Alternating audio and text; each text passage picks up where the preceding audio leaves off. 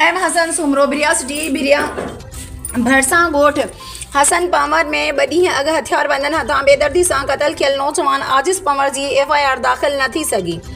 SHO 5 lakh रुपया रिश्वत घुरी रहियो आहे। कातिलनि जी गिरफ़्तारी अमल में न आई। नई कातिल केस दाख़िल थियो आहे। उन ख़िलाफ़ बिरिया रोड पुलिस ख़िलाफ़ ॻोठाणनि जो सख़्त एहतजाज कयो वियो। उन मौक़े ते ॻोठाणनि मोहम्मद हसन पमर, ख़ादिम पमर, असलम पमर ऐं ॿियनि सख़्त एहतजाज कंदे मीडिया खे ॿुधायो त ॿ ॾींहं अॻु मिठियाणीअ जे रहवासियुनि हथियार बंदनि दिलदार अली, अनवर अली, ग़ुलाम सरवर पमर समेत 15 खां वधीक हथियार बंदनि जदीद हथियारनि सां ॻोठ ते चढ़ाई करे असांजे नौजवान आजिज़ पमर खे गोलियूं हणी बेदर्दी सां क़तल करे आसानी सां फ़रार थी विया।